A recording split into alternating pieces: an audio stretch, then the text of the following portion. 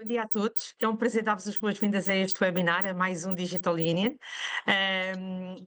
Para quem participa pela primeira vez, esta é uma parceria entre a PDC e a VDA, Vera de Almeida Advogados, Sociedade de Advogados, em que o objetivo é unir aquilo que é o nosso digital business, não é? A nossa comunidade de pessoas que trabalham na área do digital, com toda a complexidade, também falar também com a VDA que estás toda, ou descomplica, não é complexidade, descomplica toda a complexidade jurídica de temas que estão a ser transpostos para o ordenamento jurídico português, ao nível de temas do digital da Europa. E, portanto, hoje vamos explorar um tema que é absolutamente essencial na economia digital e para a sociedade em geral, que é a regulação dos dados na era digital. Toda a gente sabe que os dados é aquilo que alimenta a sociedade e a economia digital. E, portanto, estamos a viver esta aceleração tecnológica sem precedentes, onde os dados se tornaram um novo motor, um novo ouro da economia. E neste contexto, quer os governos, quer as empresas e até a sociedade civil, temos um grande desafio. Como é que nós podemos maximizar o valor dos dados, salvaguardar simultaneamente os direitos fundamentais dos cidadãos e garantir também o cumprimento das regras atuais e das futuras. E é justamente para falar nestas regras atuais e futuras que hoje estamos aqui unidos. Portanto, hoje contamos novamente com um painel de especialistas que nos vai ajudar a desvendar como é que estas regulamentações europeias afetam as organizações e que estratégias é que nós podemos adotar para navegar neste ecossistema cada vez mais complexo e que está constantemente em evolução, e por isso é que iniciámos esta iniciativa há 3 anos e ainda estamos sempre a identificar temáticas novas para trazer e acho que para abordar, e acho que isto vai ser aqui uma prática, vai ser uma prática constante, ainda para o próximo ano já estamos a trabalhar para identificar novas temáticas. Comigo hoje eu vou só dar umas notas práticas para a plateia, de algumas notas importantes, e depois já passo a palavra, apresento aqui como é que vai funcionar o evento e passo a palavra ao Tiago Bessa. Mas notas práticas. Então, antes de avançarmos, o que é que eu gostava de pedir a todos os participantes, que é, se tiverem questões, por favor, utilizem a funcionalidade de Q&A ou PIR, depende se vocês têm a versão inglesa ou a versão portuguesa do Teams, para colocarem as vossas questões. No final das apresentações e durante o debate, da apresentação, peço desculpa, no final da apresentação e durante o debate, nós vamos ter um momento dedicado a responder às vossas dúvidas e, portanto, por favor, coloquem as vossas questões. Após o webinar, também é uma questão que costuma surgir frequentemente. Vamos partilhar uma newsletter com a reportagem deste evento, com o acesso à gravação da sessão e também à apresentação que será utilizada agora no início do evento. Após o webinar, gostaríamos de contar com o vosso feedback através da avaliação que vamos disponibilizar, porque consideramos que a vossa opinião é essencial para continuarmos a melhorar os nossos eventos. E por isso, passando agora a explicar qual é que é o programa, portanto, agora seguidamente vai falar o Tiago Bessa, que também vai dar aqui as boas-vindas. O Tiago é sócio da área de Comunicações, Proteção de Dados e Tecnologia da VDA. E depois vamos ter então uma apresentação feita pela Maria de Lourdes Gonçalves, que é associada coordenadora de Comunicações, Proteção de Dados e Tecnologia da VDA, para falar sobre a regulação dos dados na era digital. A ideia aqui é fazer uma contextualização e depois convidamos então para um debate três pessoas, que é o João Ferreira Pinto, que é o DPO, o Data Protection Officer da CIPS, a Sara Louro, que é Senior Legal Counsel da Nokia Portugal, e a Sofia Couto da Rocha, que é o Head of Innovation and Head of Virtual Client da Luzia da Saúde. E quer eu, quer o Tiago, pois ajudaremos aqui a fazer esta conversa. Portanto, sem mais demoras, passava-te a palavra, Tiago. Muito obrigado, Sandra. Bom dia a todos. Em nome da VDA também dou as boas-vindas a este novo evento do ciclo Digital Union. É um evento especial, é a 10ª vez que nos reunimos com os nossos queridos amigos da APDC para dar continuidade a este ciclo. Como a Sandra disse, começámos há mais de 3 anos, estamos hoje a celebrar o 10º evento. Tocámos em temas muito diferentes e muito relevantes para o setor digital, desde a conectividade, desde a inteligência artificial, a regulação das plataformas e das infraestruturas, a regulação também dos mídia, a gestão da propriedade intelectual e também a parte da cibersegurança. Portanto, temos estado sempre focados naquilo que são políticas ou novas regras europeias relevantes para o setor digital. Não sei se têm noção, mas entre 2016 e 2024 foram aprovados mais de 116 diplomas com impacto no setor digital. 116 diplomas nos últimos 10 anos. Se considerarmos que cada diploma tem algumas dezenas de regras, são milhares e milhares de novas regras para a economia digital, para a sociedade digital. Portanto, isto naturalmente traz imensos desafios de conhecimento, de compliance, mas também novas oportunidades para as empresas. E este ciclo Digital Union tem sido muito focado na importância de partilhar conhecimento, de apresentar algumas estratégias e algumas recomendações sobre como as empresas se podem preparar para este puzzle legislativo e também partilhar e tentar descomplicar algumas das regras que têm sido aprovadas. Como a Sandra disse, hoje vamos falar sobre os dados. É claramente, já foi chamado o novo petróleo, hoje em dia é chamado o motor da economia digital, não há dúvida, é fundamental para o desenvolvimento da sociedade, para o desenvolvimento das novas ferramentas tecnológicas, como a inteligência artificial. Os dados têm, de facto, um poder tremendo, são a nova riqueza, enquanto, se calhar, há umas dezenas de anos, a riqueza concentrava-se em quem detinha propriedades ou terrenos, depois passou para quem detivesse alguma maquinaria, indústria. Hoje em dia é inequívoco que a riqueza está concentrada em torno dos dados. Isso é uma realidade incontornável nos nossos dias. Naturalmente, isso atraiu a atenção do legislador e, portanto, temos, dentro dos 116 diplomas que vos falei inicialmente, alguns muito focados na questão da economia dos dados e alguns muito focados na forma como os dados ou a utilização dos dados se deve relacionar também com a proteção dos cidadãos, com a proteção também da privacidade.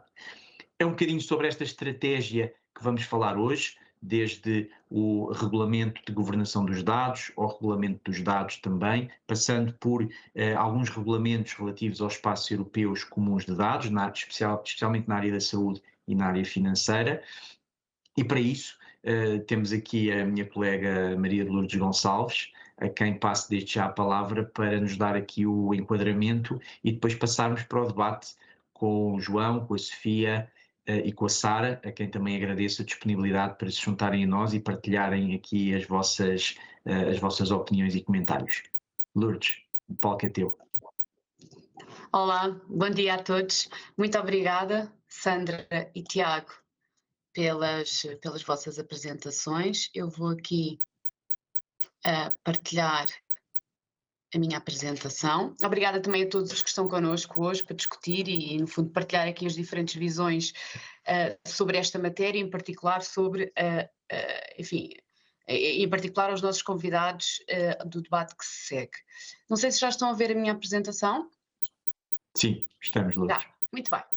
Então, vou fazer aqui uma breve partilha convosco sobre este tema, que tem, enfim, como o Tiago já explicou, tanto de abrangente como de complexo, que é a regulação dos dados na era digital. E começo por fazer um breve enquadramento do tema, uma vez que, para compreendermos a regulação dos dados, é necessário perceber o contexto em que ela surge. Depois vamos ver que regulação é esta, atualmente e no futuro próximo, passando por algumas notas sobre os desafios na compreensão e articulação do ecossistema regulatório dos dados e terminando com uma visão sobre as oportunidades que esta nova regulação pode trazer para as organizações. Fazendo aqui um setting de scene, antes de entrarmos no ecossistema da regulação dos dados propriamente dito, vale a pena refletir aqui um pouco porque é que esta regulação é necessária. E essa necessidade resulta, naturalmente, do papel central que os dados assumem na nossa sociedade e na utilização completamente transversal dos dados nos vários setores de atividade, desde o setor das comunicações eletrónicas, das tecnologias, ao setor financeiro e segurador, à saúde, à energia ou à mobilidade, enfim, entre outros. De facto, atualmente, os dados representam, como dizia o Tiago, o ativo mais valioso para as empresas e as entidades públicas. E é absolutamente incontornável que toda a inovação no mundo digital assenta hoje em dia nos dados. E, portanto, os dados têm um impacto não só no desenvolvimento de novos produtos e serviços, mais diversificados e personalizados, mas também ao nível da tomada de decisões estratégicas das empresas. E estes dados, sejam dados pessoais ou dados não pessoais, estão presentes em todas as tecnologias que, enfim, estão hoje na ordem do dia. Basta pensar que a inteligência artificial se alimenta de dados, que a internet das coisas, o IoT, gera dados, e vamos falar um bocadinho mais sobre isso à frente. A blockchain armazena dados e o 5G acelera as transferências de dados. Portanto, temos aqui os dados como um denominador comum. Mas ao falarmos de um mundo que produz cada vez mais dados, muitos deles resultantes das interações digitais ou que são geradas por estas novas tecnologias, como é o caso, enfim, da inteligência artificial, que, enfim, que, como vimos, não só se alimenta, mas também gera dados, temos de falar também de uma série de desafios e riscos deste ecossistema digital. E aqui destacam-se os riscos para a privacidade e a proteção de dados pessoais, pelo potencial intrusivo que, no fundo, a utilização massiva ou indevida de dados pessoais pode ter para os direitos fundamentais dos cidadãos, mas também os desafios da cibersegurança, com uma cada vez maior sofisticação dos cibercriminosos e dos ciberataques, com impacto nos dados e na atividade das entidades públicas e privadas, ou ainda os riscos que decorrem da concentração do poder digital em algumas grandes empresas tecnológicas que detêm a maioria dos dados disponíveis e que não estão propriamente interessadas em criar soluções de interoperabilidade para o acesso a esses dados. E face à importância dos dados e aos riscos da sua utilização no contexto da economia digital, a resposta da União Europeia tem sido a da regulação.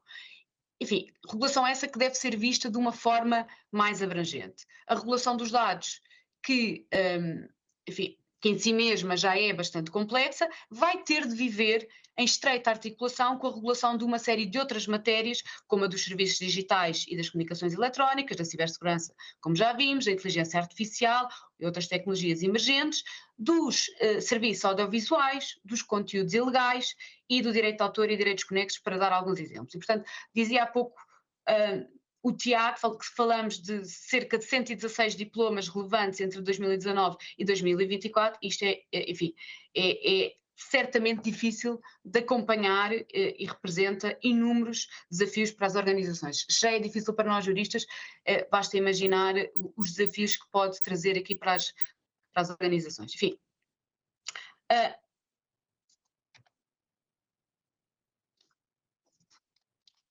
e, portanto, como vimos, são muitos os diplomas e o ritmo legislativo não está propriamente a abrandar neste domínio, em especial também porque não olhamos apenas à produção legislativa, mas também temos de ter em conta as várias orientações que vão saindo sobre estas matérias, e aqui em particular as do Comitê Europeu para a Proteção de Dados, mas também da ENISA ou do Centro Nacional de Cibersegurança em matéria de cibersegurança, ou da Comissão Nacional de Proteção de Dados enquanto Autoridade Nacional de Proteção de Dados, entre outras. Portanto, o quadro regulatório já é bastante denso e aguardamos ainda, em termos de futuro, pela aprovação do Regulamento de Privacy, que ficou aqui um bocadinho perdido no tempo, uma vez que era suposto ter sido aprovado mais ou menos a par e passo que o RGPD, e que em agosto de 2024 ainda se encontrava em discussão entre o Parlamento Europeu, o Conselho Europeu e a Comissão Europeia, os chamados trílogos.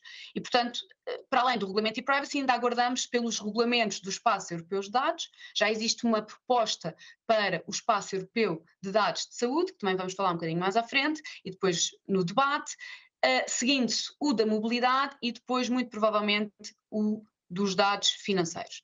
Mas hoje vamos aqui focar-nos, enfim, no fundo, nestes 3 diplomas que também já foram referidos. Fazendo então aqui um zoom in à regulação dos dados na União Europeia, e a esses 3 diplomas em particular, que surgem no contexto desta Estratégia Europeia para os Dados, aprovada pela Comissão Europeia em 2020 e que visa criar um verdadeiro mercado único de dados que garanta a competitividade global e a soberania da Europa em matéria de dados. A União Europeia tem este objetivo, no fundo, de ser líder na economia mundial dos dados e contrariar aquela que é a tendência de que a maior parte dos dados disponíveis no mundo estão na posse de muito poucas empresas, enfim, as grandes tecnológicas, já que não têm conseguido contrariar essa ideia em matéria de tecnologia. Portanto, tem existido aqui um investimento muito forte neste sentido. E a estratégia europeia para os dados assenta nestes 3 pilares. O Data Governance Act, ou Regulamento de Governação de Dados, enfim, vou-me referir a ele de forma indiferenciada, que vem dar resposta a uma necessidade há muito sentida, uma vez que se tem entendido que o potencial dos dados das entidades públicas está subaproveitado, e daí também ser uma das preocupações da União Europeia acentuada no pós-pandemia. Depois, o Data Act, ou o Regulamento dos Dados, que no fundo vem aqui complementar o Data Governance Act numa perspectiva mais virada para o setor privado, portanto, das entidades do setor privado, que vem clarificar quem pode criar valor a partir dos dados e sob que condições. E estabelece ainda um enquadramento para os data spaces, ou os espaços comuns de dados, que são então este terceiro pilar da estratégia europeia. Portanto, todos estes diplomas, é uma nota importante, aplicam-se tanto a dados pessoais como a dados não pessoais. E entrando agora aqui no Data Governance Act, este foi publicado a 3 de junho de 2022 e é aplicável já desde 24 de setembro de 2023, ainda que, na verdade, enfim, o que temos sentido é que muitas das organizações ainda não despertaram necessariamente para este tema. E o Regulamento de Governação de Dados aplica-se aos organismos do setor público, aos prestadores de serviços de intermediação de dados, que funcionarão como entidades que ligam as pessoas e as empresas aos utilizadores de dados, e também às organizações de altruísmo de dados que estejam registadas, que até agora penso que só existe uma entidade registada na União Europeia como organização altruísta de dados. E este regulamento tem como objetivos garantir uma maior partilha de dados entre as entidades públicas e privadas, para fins de investigação e também de criação de novos produtos e serviços inovadores, que depois, enfim, também será densificado no Data Act. Por outro lado, a criação de um quadro de notificação e compliance para os prestadores de serviços de intermediação de dados, regulando aqui esta atividade, e estabelecer um regime de registro voluntário para as entidades que recolhem e tratam dados para fins altruístas. E o diploma tem, no fundo, aqui dois eixos principais, sendo que um acaba por ser instrumental ao outro, digamos assim. Portanto, por um lado, as entidades públicas têm de ter a casa organizada em termos de informação e dos dados de que dispõem, porque só assim podem partilhar essa informação, informação essa que deve ser partilhada de forma estruturada e num formato interoperável, ou seja, a informação deve estar estruturada e no formato interoperável para que possa ser efetivamente partilhada. E, por outro lado, prevê aqui um conjunto de obrigações de partilha de dados pelas entidades públicas com os reutilizadores de dados que lhes pedirem os dados, salvaguardando, no entanto, aspectos relacionados com o sigilo comercial, a confidencialidade dos dados estatísticos, os direitos de propriedade intelectual de terceiros e os dados pessoais. Em termos muito gerais, este regulamento prevê esta possibilidade de se reutilizarem dados detidos por organismos do setor público, sujeitos a determinadas condições, prevê também regras relativas à concessão de licenças sobre os dados detidos pelas entidades públicas, que em regra não devem ter caráter de exclusividade, portanto, os acordos de partilha de dados não devem ter, e as licenças concedidas não devem ter aqui um caráter de exclusividade. Depois regula os tais acordos de partilha de dados e as condições de reutilização desses dados, e deve articular-se com os demais diplomas do quadro regulatório, em particular com o Data Act e muito especialmente com o RGPD, e cria então estas regras para a partilha de dados para fins altruístas. Depois temos aqui o regulamento dos dados, que cria novas regras sobre quem pode aceder e utilizar os dados que são gerados na União Europeia e, enfim, para que fins, e aqui em todos os setores económicos. Centra-se principalmente nos dados industriais e não pessoais, mas também acaba por ser relevante para a proteção de dados pessoais. Enfim, o regulamento dos dados tem sido até chamado por alguns do RGPD para os dados industriais. O Data Act entrou em vigor a 11 de janeiro de 2024 e vai ser aplicável a partir de 12 de setembro de 2025. Portanto, também à semelhança do que se passou com o RGPD, estes diplomas têm aqui um período, um hiato temporal aparentemente grande, porque depois na prática talvez não seja assim tão grande, entre o momento da sua entrada em vigor e o momento, no fundo, da aplicação das suas regras, para que as organizações se possam preparar e possam acomodar aqui as alterações necessárias para cumprir estes diplomas. E, portanto, o Regulamento dos Dados pretende promover o acesso pelos utilizadores, pelas pessoas ou as entidades que geram os dados, aos seus próprios dados. Assim, no fundo, o que se pretende aqui é eliminar um certo monopólio de dados que existia apenas do lado dos produtores dos bens, dos produtos, dos developers das aplicações ou dos prestadores de serviço. E, portanto, abrindo-se assim o acesso aos dados disponíveis a muito mais entidades. E aqui, este regulamento dos dados vai impactar em particular os mercados dos produtos conectados, portanto, do IoT e da cloud. E em concreto temos aqui um primeiro conjunto de obrigações que é dirigida aos fabricantes dos produtos conectados, que no fundo devem concebê-los de forma a que os utilizadores possam ter um acesso fácil aos dados que são gerados pelos produtos, mas também pelos serviços conexos, que são serviços sem os quais o produto conectado é impedido ou está impedido de executar uma ou mais das suas funcionalidades principais. Diria que se consegue desde logo antever a dificuldade de compreender e enquadrar o conceito de produto conectado e de serviço conexo, que vai ter aqui certamente muitos desafios para nós juristas. Também dentro das obrigações dos fabricantes, estes vão ter de informar os utilizadores sobre as principais características dos produtos IoT, em termos de que dados são gerados e como é que o utilizador pode aceder aos mesmos, o que vai obviamente também ter aqui um impacto naquilo que são os termos de utilização dos produtos e dos serviços que vão ter naturalmente de ser revistos. Depois existe aqui também um terceiro conjunto de obrigações relacionadas com o acesso de terceiros, uma vez que o utilizador pode solicitar, em determinados casos, o acesso aos dados por terceiros ou a disponibilização desses dados a terceiros, assim numa espécie de direito de portabilidade, aqui fazendo o paralelismo com o RGPD.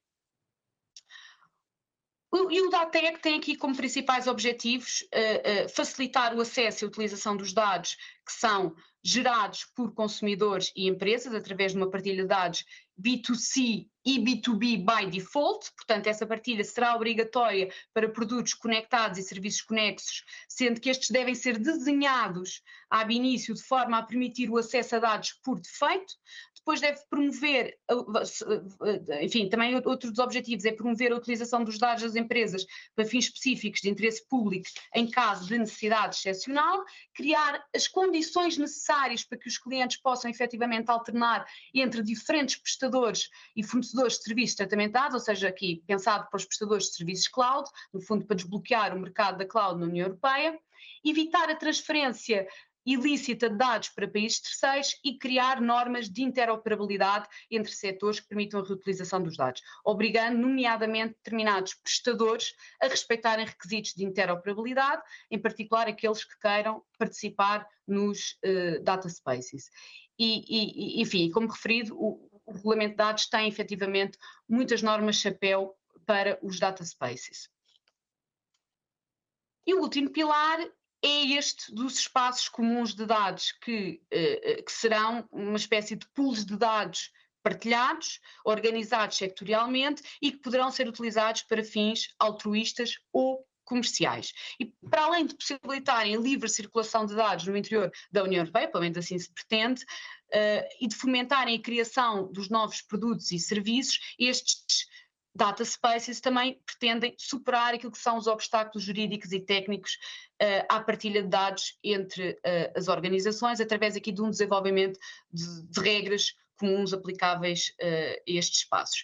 E, enfim, os espaços vão incluir a implementação de instrumentos e plataformas de partilha de dados, a criação de quadros de governação de dados e mecanismos para aumentar a qualidade, a disponibilidade e a interoperabilidade dos dados, porque se concluiu, como já vimos, que este é um fator essencial ao desenvolvimento tecnológico e económico da União Europeia.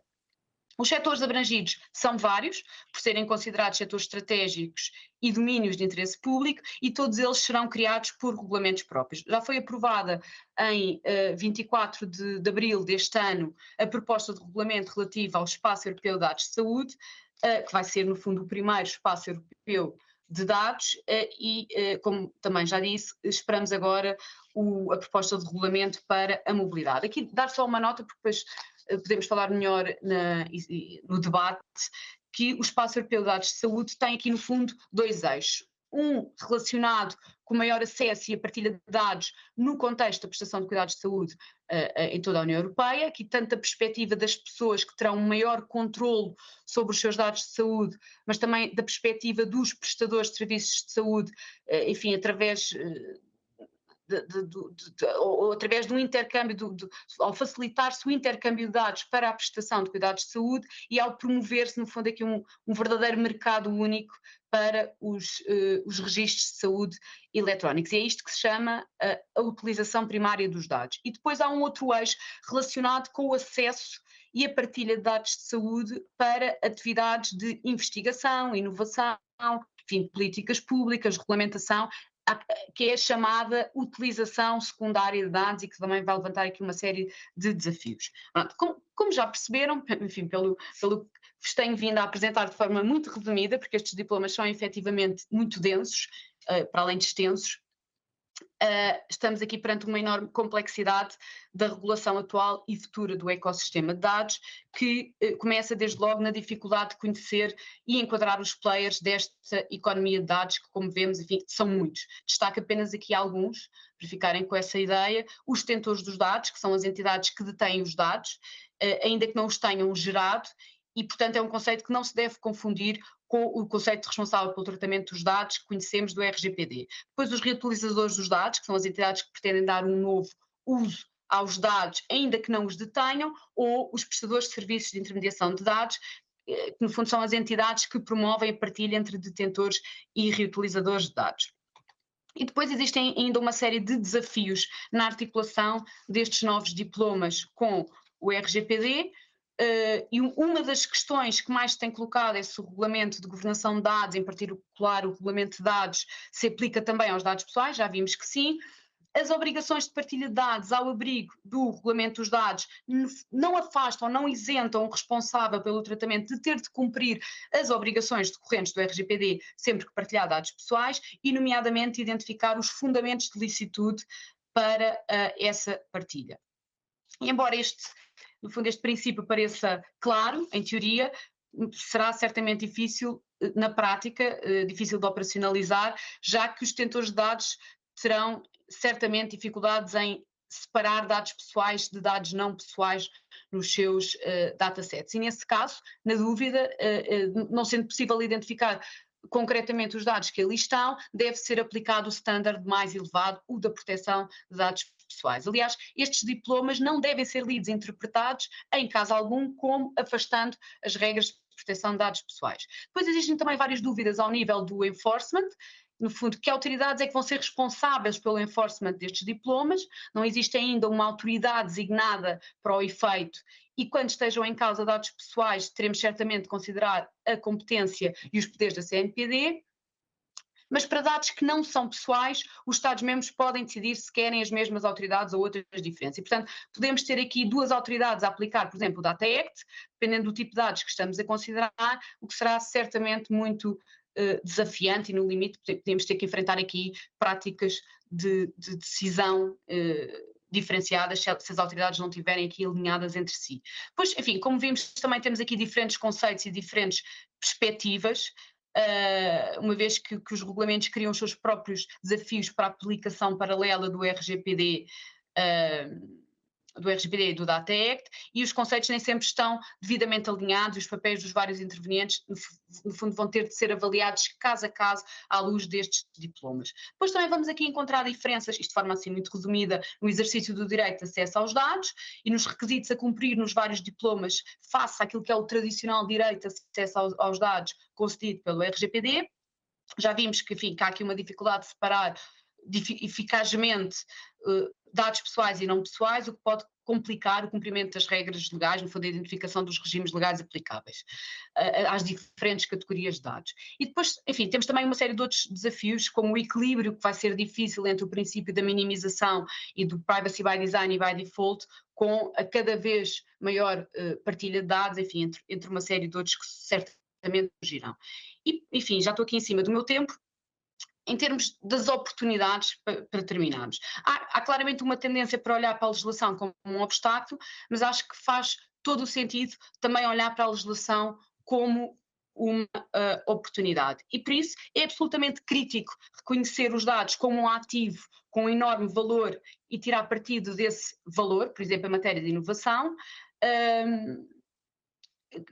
Reconhecer que os dados permitem inúmeras utilizações e por várias organizações em simultâneo, portanto, ao contrário da maioria dos recursos económicos, proporcionam informações precisas e atualizadas, apoiando as organizações na tomada de decisões mais estratégicas e baseadas em evidências, têm um impacto muito importante em matéria de sustentabilidade e podem ser utilizados para avaliar o impacto ambiental e social das operações de uma organização, e os dados permitem otimizar processos e procedimentos nas organizações, só para dar aqui alguns exemplos. E como é que podem ser devidamente aproveitadas estas e outras oportunidades?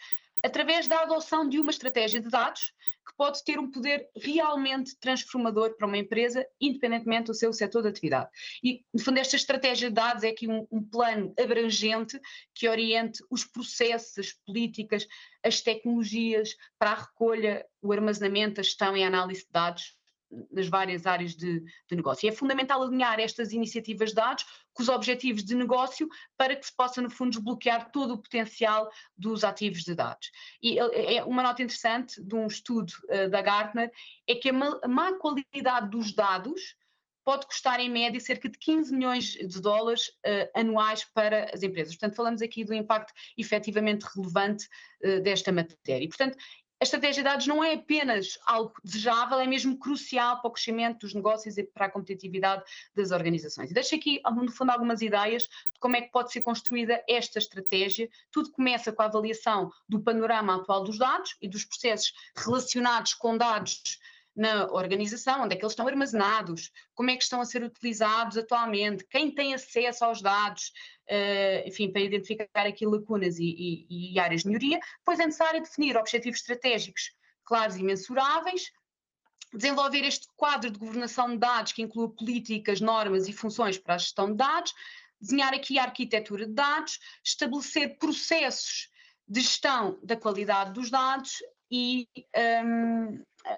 implementar, no fundo, uma análise de dados eficaz e com as ferramentas tecnológicas adequadas e definir aqui as medidas de segurança que devem ser aplicadas aos dados, enfim, um aspecto cada vez mais relevante, e garantir que esta estratégia de dados não é estática e que exige aqui, sim, uma monitorização, uma melhoria contínua, porque no fundo, ao fazer isto, as organizações podem garantir que os seus dados são bem geridos, maximizando todo o seu potencial e, enfim, garantindo aqui uma vantagem competitiva. E era isto que tinha para vos dizer. E, portanto, muito obrigada por me terem ouvido e passo a palavra ao Tiago e à Sandra. Muito obrigada, Maria, pá, foi espetacular. Olha, eu peço desculpa porque ainda caí umas 3 vezes, caí virtualmente, não é? Estou aqui com um problema de ligação. Vamos ver se isto não me volta a cair agora. Mas ia começar então por uma questão introdutória, não é? Porque nós sempre a seguir uma apresentação destas ficamos engatilhados com vários temas e coisas que queremos dizer.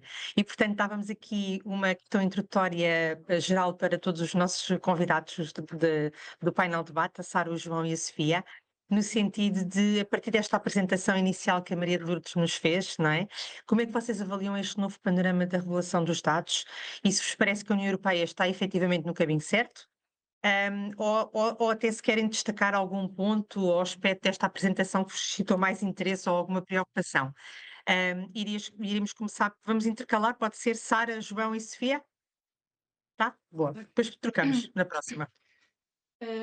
A mim sim, surgiu uma dúvida relativamente, gostava de saber a opinião da Maria, relativamente à proteção da propriedade intelectual, nomeadamente os segredos comerciais das empresas que têm que partilhar os dados a terceiros. E se acha que a legislação, o regulamento de dados, protege, de certa forma, essa partilha de dados, ou seja, a propriedade intelectual e os segredos comerciais dessas empresas, quando partilham os dados. Essa foi, porque não vi tocar nesse ponto. E pelo menos para a Nokia é muito relevante, é um dos desafios que nós nos deparamos agora com este novo regulamento, e por isso gostava de ouvir a opinião nessa matéria.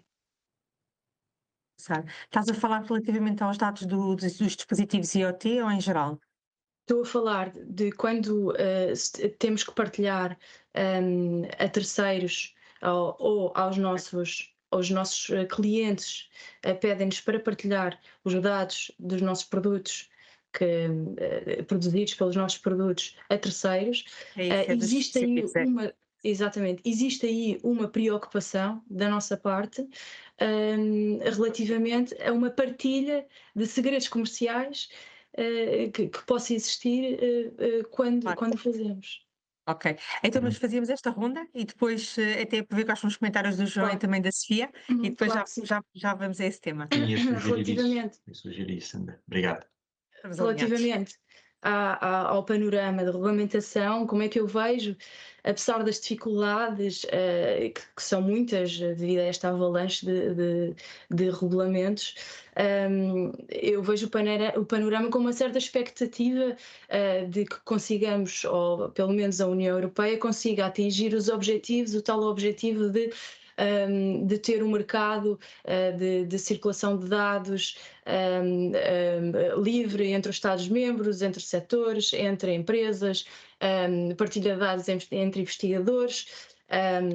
Por isso, nesse sentido, vejo que o caminho está a ser feito e que podemos ir em bom caminho. Claro que a Nokia é uma organização que tem muitos advogados, nem todos têm estas vozes, têm vozes mais críticas. Existem colegas meus dentro e fora da União Europeia que consideram que definitivamente este não está a ser um bom caminho, que temos demasiada regulamentação, muito detalhada, não são feitas as análises jurídicas prévias de existência já de leis já existentes, da necessidade das mesmas. E consideram que os Estados-membros vão ter depois uma grande dificuldade na implementação das mesmas. Por isso, resumindo, consideramos que sim, se compararmos entre outros países que não são regulados nestas matérias, há matérias que são fulcrais que sejam reguladas, nomeadamente aquelas que afetam direitos fundamentais.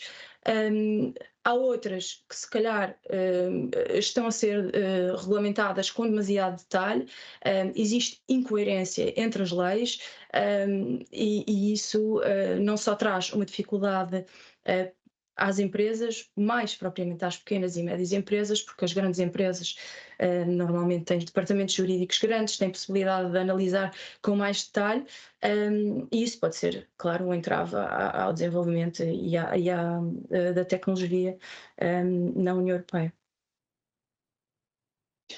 Eu penso que a Sandra se calhar caiu novamente. Obrigado, Sara, pela partilha inicial.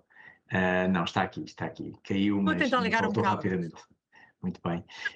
Se calhar fazia a mesma questão geral para o João, agradecendo também a sua presença. No fundo, que comentários é que este enquadramento deste tópico de dados lhe suscita? e que perspectivas futuras é que pretenderia comentar? Muito obrigado, queria começar por cumprimentar todos e agradecer o convite por estar neste evento, é um prazer enorme estar aqui a debater estes temas e também, enfim, dar os parabéns, a apresentação foi feita, que de facto é uma capacidade de síntese, enfim, muito boa e que nos deu aqui um bom panorama sobre este tema. E já agora, a começar também por chamar a atenção, eu gosto sempre de ver as coisas com o copo meio cheio e não meio vazio, e tendo tido experiência no processo legislativo durante a presidência portuguesa dos dossiês da área do digital telecom, dar aqui uma nota que, de facto, e fazendo jus até à muito oportuna designação deste evento, que é a Digital Union, referir que, de facto, a União Europeia está num processo competitivo que começou há muitos anos atrás.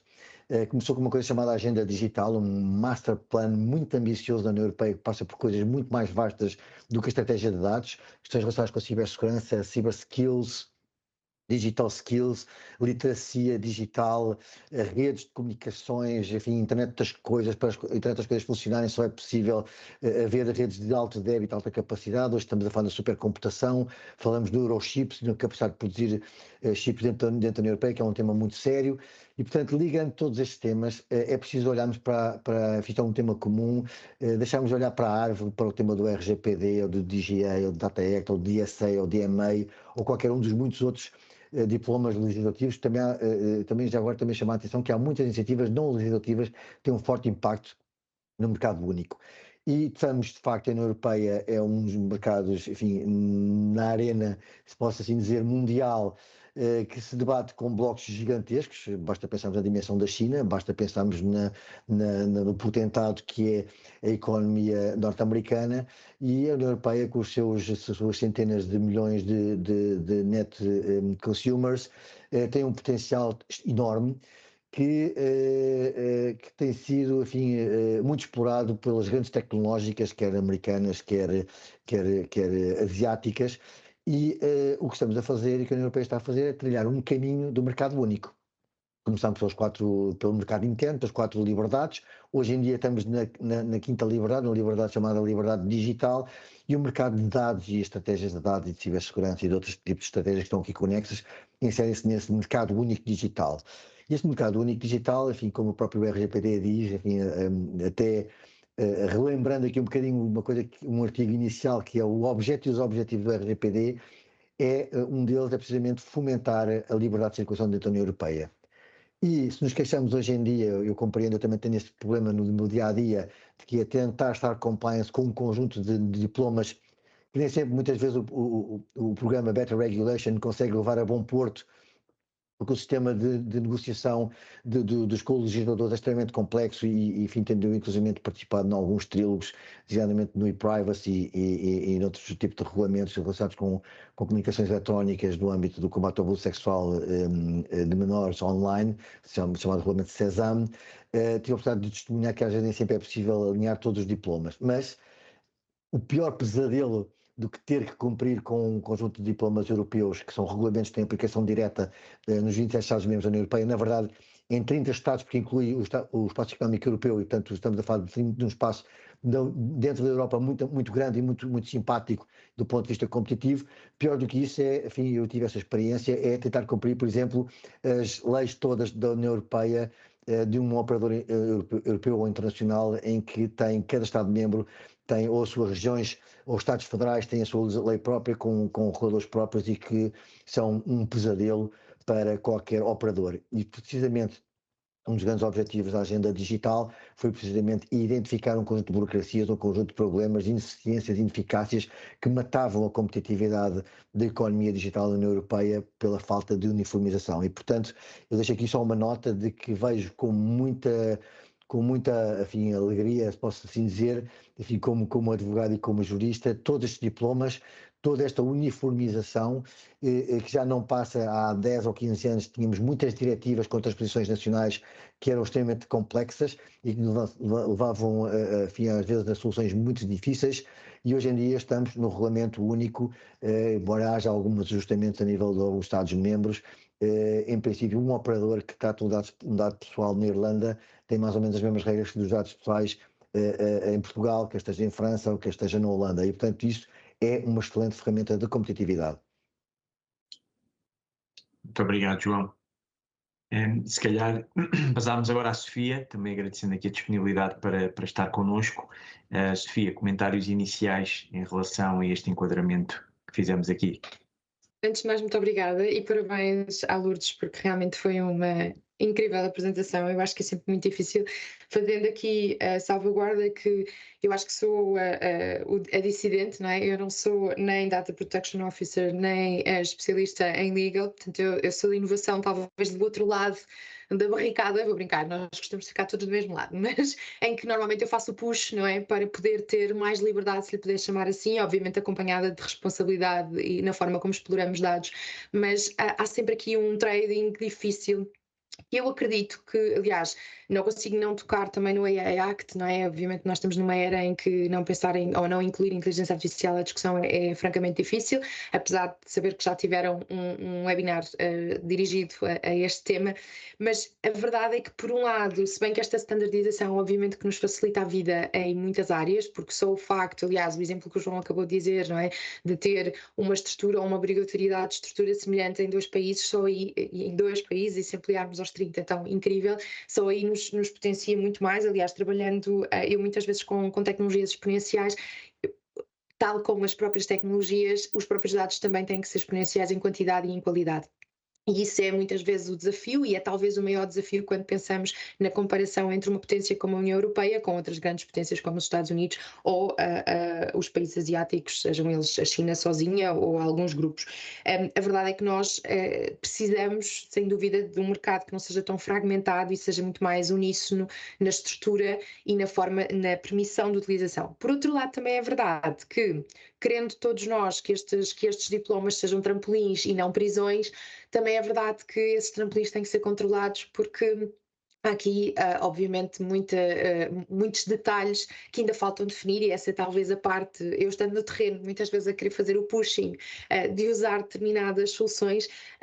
Há algumas áreas que carecem talvez de clarificação, eu não digo de especificidade, porque eu acho que isso quanto mais específicos somos, também tendencialmente colocamos mais barreiras ou colocamos caixinhas mais definidas, e essas são perigosas obviamente para qualquer mercado, mas por vezes há algumas clarificações, nomeadamente quando nós classificamos dados ou quando classificamos conjuntos de dados ou conjuntos de algoritmos por risco, e por vezes isso não é tão claro. Apesar de, e fazendo aqui outro ponto, eu trabalho na saúde, não é? E, portanto, além de já ser altamente regulado e já estarmos extremamente habituados a que essa regulação seja uma mais-valia, obviamente, para a qualidade e para a segurança de quem tratamos e da área que trabalhamos, também é verdade que muita deste avanço que está a ser promovido também nos vem ajudar, porque clarifica e normaliza algumas destas necessidades que nós tínhamos de regulação e de obviamente, acesso ao que trabalhamos diariamente, nomeadamente poder usar, por exemplo, soluções que não são nacionais e que acabam por seguir exatamente os mesmos parâmetros.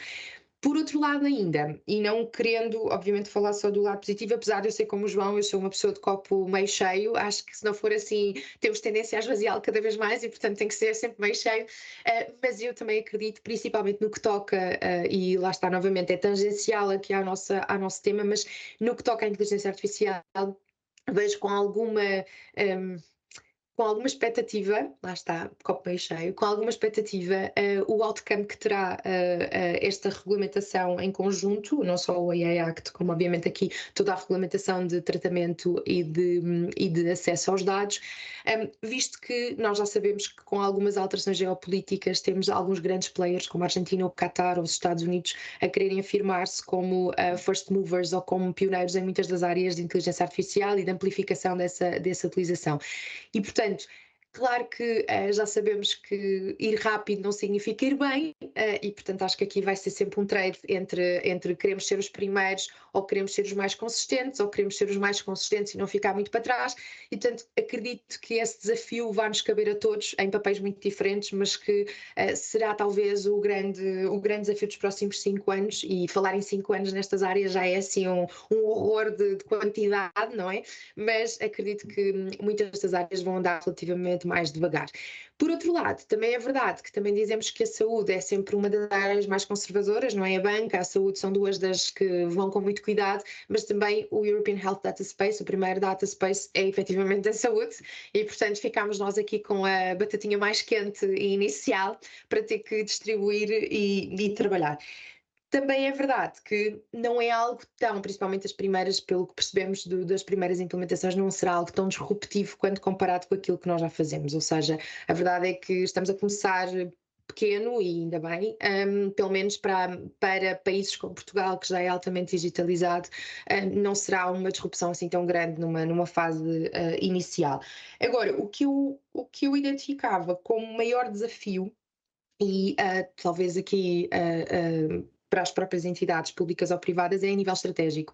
Como é que nós, individualmente ou como grupo setorial, nos queremos posicionar em relação a estas novas políticas ou novas aproximações da governança de dados? Porque eu acredito que ainda, e pelo que vivo no dia-a-dia, ainda é relativamente novo para a maior parte das entidades esta necessidade de ter uma política muito clara, uma classificação muito clara dos dados, uma forma de organização também muito clara com aquilo que queremos fazer no futuro, porque o futuro hoje em dia, lá está, como falava há pouco, 5 anos já é muito, mas neste aspecto, em tudo o que é organização de dados, interoperabilidade de dados, estrutura de dados, datasets, formas de organização, 5 anos é um horizonte muito pequenino, ou seja, nós precisamos de horizontes muito mais longos.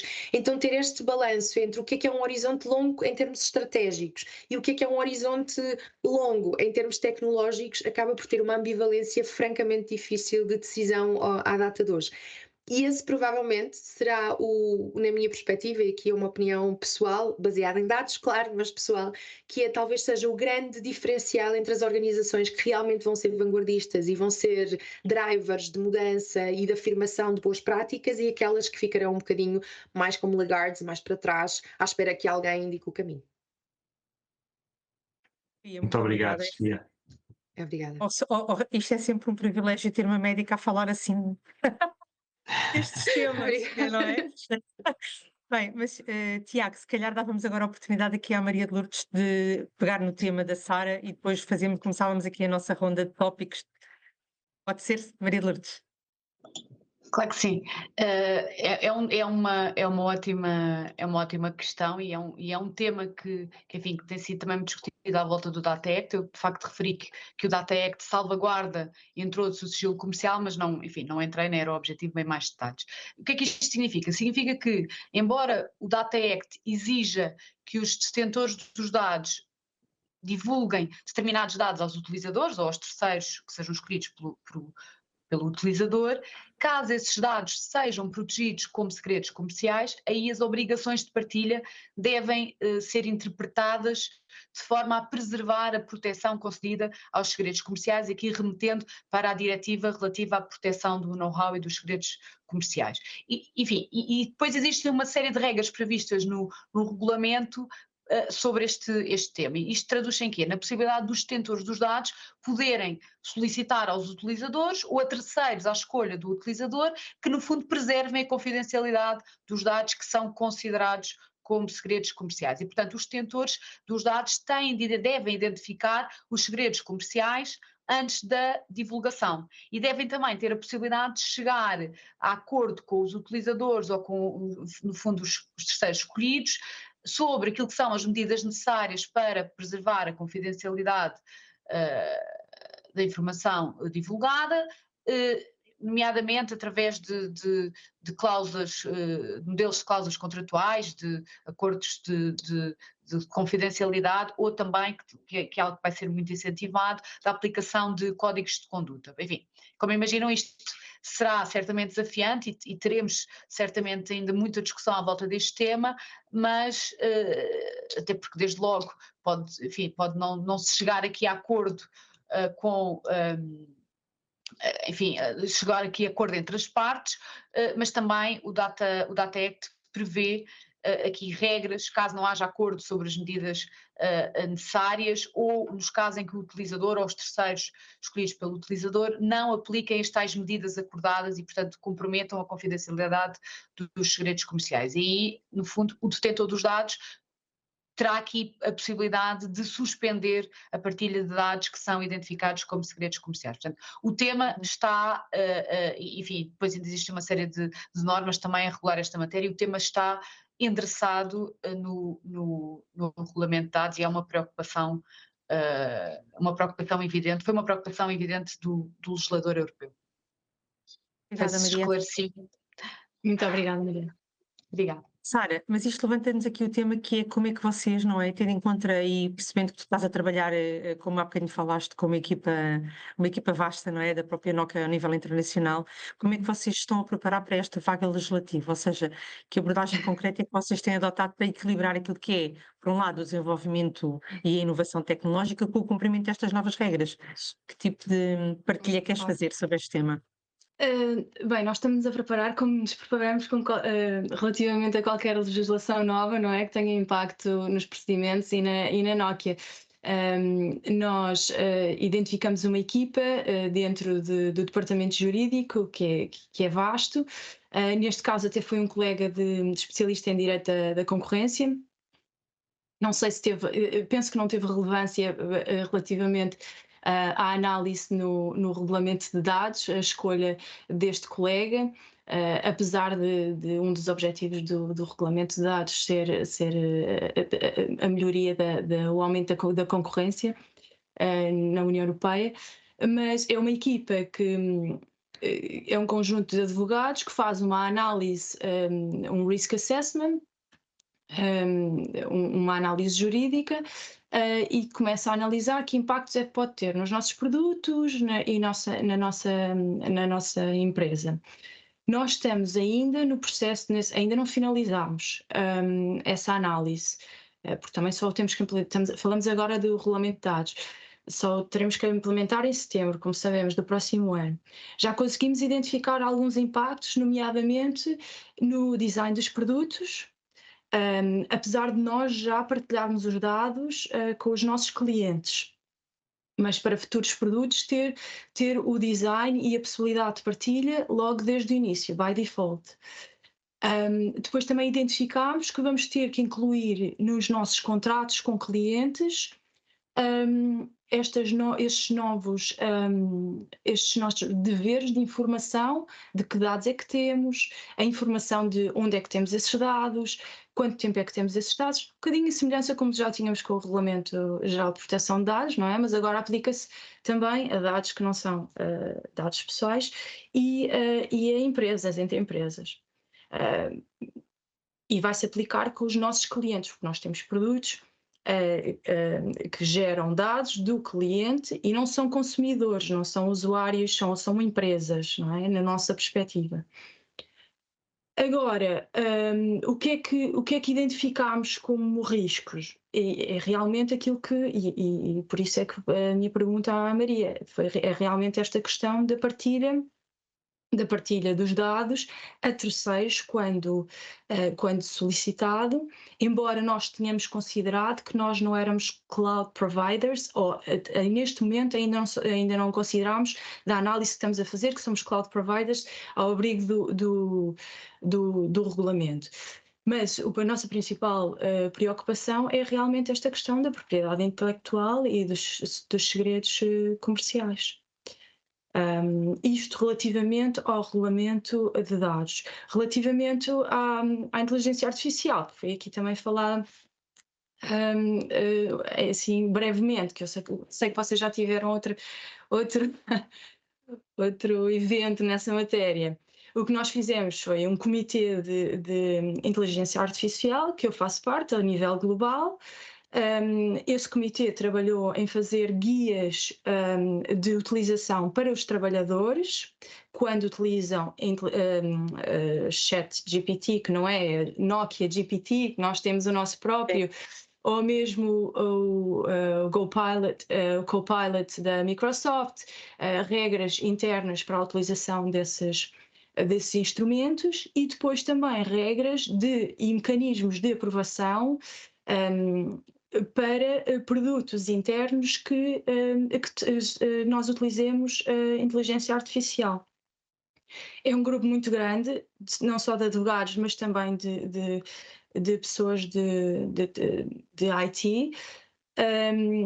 Há muito que fazer ainda. É verdade que nós temos já a experiência do Regulamento Geral de Proteção de Dados, tanto para um regulamento como para o outro, e isso também ajuda. E se calhar o objetivo será, pelo menos nesta matéria de regulamento de dados, será depois de passar a implementação do mesmo à nossa equipa de privacidade, porque são se calhar os que estão mais aptos para tratar deste tema, devido às semelhanças que existem entre os dois. Claro. Bem, passando aqui então para o João, que disse há bocadinho, eu adorei a expressão de se calhar um momento de alguma felicidade, não é? A questão de haver uma uniformização regulatória, jurídica, que vem ajudar, que deixa de ser um empecilho para as empresas, as diferenças legais para as empresas ou operadores que têm negócios a nível europeu, não é? E isto tinha sido um marco atingido com o RGPD, portanto que agora também esperamos uniformizar ao nível daquilo que é o tratamento dos dados. No vosso caso, na CIBS, e no papel do João como DPO, quais são os grandes desafios que vocês têm tido na preparação para implementar estes dois diplomas na sua articulação com o RGPD? Partilhar um pouco da vossa experiência para alguns da nossa plateia que possa estar a viver também um processo semelhante, não é? De fazer esta também harmonização entre os dois regulamentos, ou os vários regulamentos.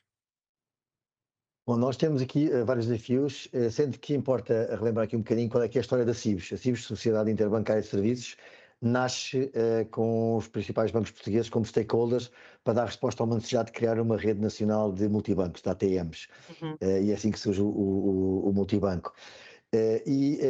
Eu costumo dizer, um bocadinho tão provocador, que a CIBS está a trabalhar nesta área há 40 anos, isto é, nós somos completamente obcecados pela segurança e pela cibersegurança, e hoje em dia a CIBS transformou-se num grupo, e que é um verdadeiro grupo, que opera em várias geografias, designadamente na União Europeia e também fora, designadamente nos países que tiveram as relações mais próximas com Portugal, com Angola e com outros países que nos são mais próximos. E a CIBS tem uma estratégia de dados, enfim, há muitos anos, enfim, antes ainda de haver o RGPD, antes ainda de haver o Open Data Directive, antes de haver até a diretiva, só já agora aproveito para relembrar, há uma diretiva de 2000 que está transposta para uma lei nacional relativamente à propriedade intelectual sobre bases de dados criativas, onde se inclui também este tema. Portanto, a CIBS está a trabalhar há 40 anos ininterruptamente na segurança e na proteção destes dados que são extremamente críticos, como foi aqui referido já pela Sofia. Além da saúde, eu creio que talvez a banca seja dos setores mais regulados e regulamentados que existem na União Europeia. Temos uma forte presença do BCE, temos uma forte presença do Banco de Portugal. Nas outras geografias onde operamos, designadamente na Polónia, na Roménia, na Holanda e na França, somos completamente escrutinados, e em Espanha somos completamente escrutinados pelos reguladores locais e, portanto, toda esta estratégia de alinhamento com todos estes temas, eu vou chamar de compliance, porque eu não gosto muito do tema de compliance para a proteção de dados, porque não nos limitamos a ser uma checklist, temos princípios, temos um papel muito ativo no Data Protection by Design e by Default, no desenhar dos produtos, em dar orientações para a forma como, do ponto de vista comercial, nos orientamos. E também relembrar que a CIBS é agora aqui para as pessoas que lidam mais com a proteção de dados no dia-a-dia, a CIBS é basicamente um mega subcontratante. Isto é, nós basicamente trabalhamos e fornecemos serviços ao setor bancário e, portanto, são instituições muito pontuais é que assumimos a posição de responsável pelo tratamento e, portanto, nós, quer na rede multibanco, enfim, que toda a gente conhece e toda a gente usa, quer no MBWay, que começou, enfim, não há muito tempo e que hoje em dia conta com mais de 6 milhões de utilizadores e, portanto, é uma responsabilidade enorme.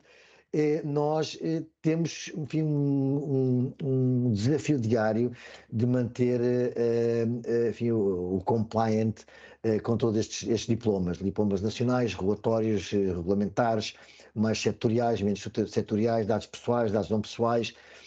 Posso dizer que, inclusive, hoje estamos muito preocupados com um desafio enorme que a União Europeia está a dar neste momento, que é o DORA.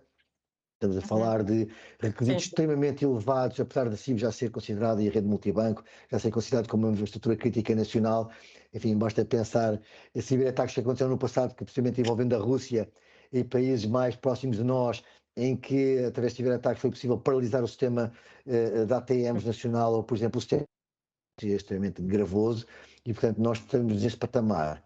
E o meu desafio diário é exatamente manter a inovação, também somos uma fintech, manter a inovação a funcionar, porque a CIB está constantemente a desafiar-se, basta pensar no MBA, mas também muitas outras coisas hoje em dia que chama a atenção, de produtos que no Grupo CIBS temos e que passam muito além desta questão do tratamento de dados pessoais do RGPD. Estamos a falar de assinaturas eletrónicas, estamos a falar de e-wallets, estamos a falar do euro digital, estamos a falar de grandes revoluções na banca, em que a CIBS, através da sua estratégia de dados, de um programa, enfim, muito empenhado em manter, enfim, o cumprimento de todas estas regras, tenta manter-se na linha da frente e mantendo também a sua capacidade competitiva no mercado, que tem players absolutamente gigantes, basta pensar na Google, basta pensar na própria Apple, e é com esses players que nós nos debatemos todos os dias. Parece que estamos aqui ligados ao nosso cantinho, mas não, nós de facto estamos em campo aberto no mercado único digital, enfim, a debater-nos com players muito gigantes, e portanto só com um fortíssimo programa de compliance, não só de proteção de dados pessoais e não pessoais, como também proteção da propriedade intelectual, como também cumprimento dos requisitos que os nossos clientes, os bancos, nos impõem no dia a dia e nos exigem no dia a dia, e também na área da segurança e da cibersegurança e da segurança da informação, compreendo com os mais elevadíssimos estándares europeus e internacionais de segurança de informação. Basta pensar que todos os dias a rede multibanco é fortemente atacada, todos os dias o MBWay é fortemente atacado, precisamente porque estes dados são os dados, enfim, eu diria mais, eu não digo os mais valiosos de todos, mas são os mais bem remunerados de todos, seguramente, e portanto é o que vale a pena atacar, é o setor bancário. Obrigado, João. Sandra, não sei se posso agora fazer uma pergunta à Sandra, Sofia, que de facto já nos falou que vai ter aqui o prazer de ser das primeiras a experimentar as regras do regulamento europeu aqui da área, mais específico da área da saúde. E portanto, Sofia, o que se calhar te perguntava era, tendo em atenção à entrada em vigor deste regulamento e naturalmente a questão de a inovação e a qualidade dos dados serem fatores fundamentais também para a inovação, e sendo também a tua área a inovação e o desenvolvimento de novas tecnologias, como é que olhas para a aplicação deste novo regulamento? Será que será um benefício para a inovação? Será um travão? Como é que olhas para esta realidade que não é assim tão futura? Já está aí, ao virar da esquina. Literalmente ao virar da esquina. Obrigada pela pergunta. Eu ia só aqui gerar aqui um bocadinho de discussão ao João, porque Força. há pouco tempo estive a ver exatamente os valores dos dados nas zonas onde não se vai, não é verdade? E os dados de saúde neste momento são os mais caros. Para mal dos nossos pecados, porque é um problema. E aliás, estava no outro dia até numa conferência, estávamos a falar sobre isto, não aqui, e um colega do João, dos Estados Unidos, estava a dizer, não, porque os cartões, ele brincou com esta analogia, não é? Tornou isto prático para mim, mas nos cartões eu posso apagar números, os de saúde eu nunca mais os apago, o histórico é aquele e eu não me posso apagar a mim próprio, nem ser de outra forma. E eu não tinha pensado nisso confesso, nunca tinha pensado nisso nessa perspectiva, não é? Que há dados que nós efetivamente podemos desprender-nos deles, nós mudamos de morada, mudamos de número de cartão, não mudamos de histórico clínico, não é? E há aqui um tema que realmente a nós nos preocupa muito, isto aqui só, obviamente, porque achei piada, nunca pensaria que os dados de saúde fossem tidos nesse valor, mas posto isto e começando exatamente por isto, nós vamos arriscando, obviamente, inovar sistematicamente, mas pensando num player como a Lusíadas, que para o mercado português não é pequenino, não é? Nós temos sempre aqui, obviamente, um tema de não querermos ser verdadeiramente pioneiros em algumas áreas, porque o risco associado, claro que não é o mais favorável. Por outro lado, também acreditamos e temos temos dentro da missão, no fundo, ajudar as pessoas a viver vidas mais saudáveis, e para fazer isso hoje em dia, tendo em conta que a maior parte dos dados interessantes estão fora dos sistemas de saúde, não é? Os dados que mais me interessam para a saúde e não para a doença não estão dentro das organizações de saúde, não é? Aliás, há vários estudos que nos mostram percentagens, eu falo disto com alguma frequência porque efetivamente me parece incrível. Nós, os dados de saúde, ditos como dados de saúde ou de wellness, juntemos tudo para não falarmos só de doença, nós só temos cerca de 1 a 3% desses dados, dependendo dos estudos e do otimismo do investigador. Mas efetivamente cada vez mais, tendo em conta a disponibilização tecnológica que nós temos, não é? Ou seja, falando do Internet of Things, falando de sensores, falando de várias fontes de dados no meu dia-a-dia, e, obviamente que se queremos trabalhar saúde e queremos viver na prevenção e queremos o N igual a 1, em que a minha amostra é efetivamente um ser humano único na sua totalidade, desde os hábitos à genética, eu obviamente que preciso de dados partilhados e preciso de dados externos. E portanto aí nós temos sido disruptivos nesse aspecto, em estar onde, como e quando as pessoas nos procuram pretendem, seja via WhatsApp, seja via Facebook Messenger, por exemplo, que são tudo desafios grandes para sair no fundo da zona de conforto, que eu sei que para outras áreas parecem algo não novo, não é? Algo até corriqueiro. Para nós foi vou-lhe chamar uma conquista e um passo bastante grande aqui dentro. Por outro lado, e também, tal e qual como há pouco falámos, pensando num copo meio cheio, obviamente que penso logo nos benefícios que isto nos pode trazer e é impensável não o ver nessa perspectiva, que é a personalização extrema no cuidado à saúde. Obviamente que numa fase inicial este European Health Data Space não nos vai dar essa resposta, obviamente até porque começamos com baby steps, mas a longo prazo temos sempre esta visão de que quantos mais dados eu tiver para construir, seja um digital twinning ou seja uma persona ou uma pessoa na sua singularidade, claro que é muito mais fácil pensar em terapêuticas dirigidas, em hábitos e recomendações dirigidas e por aí fora. E, portanto, acredito que quando nós falamos em Big Data, a maior parte das vezes não estamos a falar de Big Data, não é? Falamos de conjuntos grandes de dados, mas que ainda não são Big Data, até pela nossa dimensão, e, portanto, pensando numa perspectiva europeia, aí sim poderemos provavelmente começar a falar em Big Data, e não falo só para as doenças raras ou para as condições raras, mas para o todo, para o cidadão saudável que quer permanecer saudável e continuar com bons hábitos daí para a frente. Sendo que há que pensar que nós já trabalhamos dados genéticos, portanto, se havia dados aqui que geravam discussão, eram esses e efetivamente já são uma realidade e já se usam em diversos estudos, nomeadamente em medicina de precisão, em longevidade ou na perspectiva de gerar e de gerir aging clocks, que é uma área agora também muito interessante e que vai beneficiar seguramente muito destes novos approaches. Depois, claro que é impensável separar isto da pesquisa, não é? E claro que, mais uma vez, precisamos de dados e de grandes quantidades de dados e muitas vezes dados longitudinais, que é aquilo que mais nos preocupa no que toca à partilha, porque é muito mais fácil pensarmos em verticais, em que eu tenho um dado avaliado de uma pessoa no momento, no tempo, não é? O que nós muitas vezes procuramos e mais nos interessa no geral para tudo o que tudo que é evolução científica são os longitudinais, onde eu acompanho uma pessoa ao longo do tempo da sua vida e que de alguma forma eu possa até anonimizá-la, mas não vai haver mais ninguém seguramente que será sempre uma pseudonimização, porque não vai haver mais ninguém que tenha aquele percurso de vida com aquelas características e que conclua da A a Z, ou seja, desde a genética até aos hábitos, esses dados. E portanto é sempre aqui novamente mais um desafio, mas que seguramente nos trazem inúmeros benefícios. Depois o outro tema que eu acho que também fica resolvido aqui, eu vou pô-lo dentro dos benefícios, é o tema da interoperabilidade, que nós sabemos que mais do que problemas de interoperabilidade semântica ou de interoperabilidade dos próprios sistemas, é muito mais uma interoperabilidade comercial, que muitas vezes temos aqui um bloqueio transversal e que com uma obrigatoriedade, com um top-down, acabamos por ter aqui uma facilidade de transpor este obstáculo constante ou bastante presente.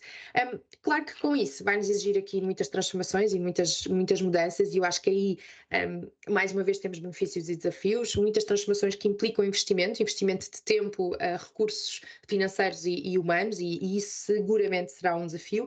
Aqui um downside, claramente, que a Sara também já referiu no início, que é empresas mais pequenas, principalmente quando a disrupção ou quando a inovação vem de startups ou de SMEs, claro que vai ser muito mais difícil nós termos esta disrupção fundamentada e aberta e de livre, no fundo, quando é preciso um investimento maior. E eu acredito que isto vai criar aqui algum unbalance, alguma desregulação ou em relação àquilo que é a forma normal de criatividade ou de inovação de uma própria área como a União Europeia. Acho que aqui sim podemos ficar um bocadinho mais na cauda quando comparados com outras geografias, porque nós também sabemos que principalmente em MedTech e também em Digital Health, obviamente, foi a primeira a vanguarda. Nós começámos a ter aqui players muito interessantes, pequeninos inicialmente, e que são verdadeiros heróis por conseguir trazer disrupção para áreas tão conservadoras. E, portanto, aí acredito que eles ficam aqui em perda de terreno e em francas dificuldades.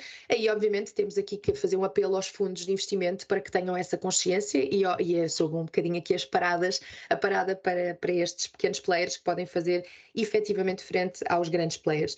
Por outro lado, também muito, muito interessante, e aqui talvez como um grande desafio, o João também falou sobre a Google ou a Microsoft ou outras grandes players tecnológicos como disrupção para o setor. Padecemos do mesmo, apesar de ser outro setor aparentemente diferente, mas se nós pensarmos num futuro a curto e a médio prazo, aliás, com muitos testes já no passado feitos, há alguns que avançaram e outros que andaram para trás, sem dúvida que esses grandes players vão ser a nossa competição mais próxima e com uma capacidade brutal de disrupção até pela positiva, obviamente aqui o digo, para o que é a saúde do cidadão, porque recolher dados sistematicamente naqueles locais onde o cidadão já vai, já utiliza e etc, é o que se pretende, não é? Ou seja, no fundo, uma escuta ou um acompanhamento passivo do próprio utilizador, e claro que nós ou integramos literalmente ou ficamos para trás no que toca a esta gestão da saúde. E sem dúvida que aqui o European Health Data Space ajuda-nos porque nos obriga a ir a jogo, e esse ir a jogo acho que é um benefício para todos, é um desafio para os grandes players, é um benefício para o cidadão e acho que é um benefício também para os não tão grandes. Depois um alerta final, que eu acho que também é muito importante, tem a ver com os viés, não é? Nós padecemos todos de viés, obviamente, de observação, viés de estrutura, viés de transformação. E acho que temos que ter todos um alerta muito grande, principalmente em termos de resistência cultural, a olhar para esses viés. E claro que quando começamos a pôr tecnologia exponencial, também exponencializamos aquilo que são os nossos viés habituais. E, portanto, na forma e na estrutura de dados, esses viés têm que ser pensados desde raiz, apesar de nós todos estarmos a falar sobre pensamentos desde raiz e trabalharmos todos com datasets com mais de 20 anos. E, portanto, logo aí temos aqui outro desafio, normalmente até de arquitetura, em que temos que começar a colocar novas peças em cima que nos permitam de alguma forma ser mais ágeis nestas reestruturações e também mais conscientes e com uma capacidade não só de escalar rápido, mas também de reduzir rápido quando identificamos problemas naquilo que é o nosso trabalho com os dados. Como um todo, acho que é positivo, com estas salvaguardas e com estes desafios que serão claramente um problema dos próximos meses. Tiago, deixa-me só partilhar uma coisa. Deixa-me só partilhar aqui uma coisa que era, em 2018, o primeiro evento que eu fiz na APDC como diretora executiva foi um pequeno almoço executivo sobre IoT. E nessa altura, eu lembro-me que foi altamente impactante para mim, porque falávamos sobre a inovação em IoT e a recolha passiva de dados, nomeadamente para o setor da saúde. Como, por exemplo, um desenvolvimento de doenças sanitárias inteligentes que permitissem fazer uma análise logo imediata com a primeira urina na manhã. Portanto, estás a ver um bom exemplo de recolha passiva e uma ótima oportunidade de inovação e desenvolvimento tecnológico, ou então o desenvolvimento de uma escova dentária também que fazia ali recolha de... E, portanto, isto são temáticas que oferece imensas possibilidades de inovação. Também não posso deixar de partilhar que em 2020 uma dos vencedores do WSA, dos World Summit Awards, foi a Modata. Foi super pioneira, que é um marketplace de comercialização de dados pessoais. Eles foram ano passado, acho que foi ano passado que foram a startup da Web Summit Brasil, aquela que foi a condecorada e mais com imensa visibilidade. E, portanto, isto são temáticas que efetivamente encerram muitos desafios, mas também imensas oportunidades, não é? E principalmente, agora, como tu dizias, esta última componente dos datasets e dos enviesamentos, e nós não queremos entrar por aí, nós não vamos falar de inteligência artificial, mas isso também tem impacto na inteligência artificial. Tiago, passo-te a bola para lançares aí mais uma questão. Sim, não, obrigado, Sandra. Nós, entretanto, já temos aqui algumas questões no espaço de Q&A, que agradeço, e aliás desafio ainda quem tenha mais questões a colocá-las. Penso que temos aqui duas questões que se podem unir, que é um bocadinho a ideia se há uma overregulation na Europa em termos de bloco económico e como é que isto nos deixa comparativamente a outras geografias ou outros blocos económicos, nomeadamente Estados Unidos e China. Será que isto, no fundo, toca um bocadinho a tensão entre o equilíbrio na proteção de alguns valores fundamentais para a União Europeia, como a proteção da pessoa, a centralização do ser humano, mas também se isso causa constrangimentos à inovação e ao desenvolvimento tecnológico? Creio que são duas boas perguntas, provavelmente para a Sara e para o João também. Aliás, uma delas é mesmo destinada ao João. Se calhar começamos por ti, Sara, depois vamos ao João e entretanto ficamos à espera de mais perguntas no Q&A. Se considero que há demasiada regulamentação neste momento, sim, Sim, considero. sobretudo a Nokia sendo um player mundial, Exato, como é que exato. olha para estas diferenças em termos de regulação na União Europeia comparativamente a outros blocos económicos? A Nokia tem uma abordagem muito, acaba por aplicar a legislação mais estrita depois a todas as outras empresas que nós temos à volta do mundo. Isso aconteceu com o regulamento de proteção de dados. Que facilita, numa grande multinacional facilita, e eu penso que vamos pelo menos parcialmente, relativamente ao regulamento de dados, aplicar também essa abordagem, nomeadamente no design dos produtos, que é natural, que isso é algo que abrange. Depois, talvez, a nível contratual, se a informação, os deveres incluídos nos contratos vão ser semelhantes em todos os países, não sei. Mas à partida, alguns pontos serão uniformizados em todas. Se vamos ficar, se é prejudicial para a Europa ter esse excesso de regulamentação, eu acho que é fundamental a legislação que está a ser feita para a proteção dos direitos dos titulares dos dados, que é um direito fundamental. Acho que noutros países, nomeadamente nos Estados Unidos, existem leis desatualizadas, existem lacunas nas leis, existem demasiados Estados que têm legislações distintas, nomeadamente em matéria de proteção de dados, e são sempre muito focados no consumidor. Isso é algo que nós observarmos quando fizemos a análise relativamente ao regulamento de proteção de dados. Que eles têm Consumer Privacy Act, é sempre virado ao consumidor, e nós acabamos por dar aos nossos trabalhadores nos Estados Unidos também todos os direitos que surgem do Regulamento Geral de Proteção de Dados. Por isso, e a Nokia, sendo uma empresa europeia e sendo uma empresa que é essencial a confiança dos nossos clientes, porque trabalhamos com Internet of Things, trabalhamos com 5G, os nossos clientes necessitam mesmo estar seguros de que nós aplicamos todas as regras de privacidade. E o nosso negócio também não é de dados, por isso nós partimos por uma boa base, não é? Para conseguir cumprir e transmitir essa confiança aos nossos clientes. Por isso eu diria que é preferível ter um ordenamento jurídico que está bastante regulado, mas que temos a garantia que está a proteger os direitos de todos, do que ter ordenamentos jurídicos que têm lacunas visíveis. Obrigado, Sara. João, obrigado, Sara. João, na perspectiva financeira, como é que olha para esta avalanche de regulação da União Europeia? Um travão à inovação ou, pelo contrário, pode definir aqui estándares relevantes para a inovação a nível mundial? Eu diria que é um desafio, Tiago, mas sem dúvida tem os seus desafios e tem sempre as suas dificuldades, mas olhando para um mercado único de capitais, para um mercado único de meios de pagamentos, para não esquecendo que estamos no âmbito de um programa muito ambicioso de soberania digital, como a Presidente da Comissão Europeia lançou há uns anos e que chocou um bocado o mundo, ser uma alemã na União Europeia falar em soberania digital, enfim, houve uns fantasmas que levantaram. mas a nível mundial contra estes temas. Mas, e de facto, a União Europeia tem sido muito criticada, aquela velha máxima de que os americanos criam, nós regulamos e os chineses copiam, os asiáticos copiam, enfim, um bocadinho em tom de provocação.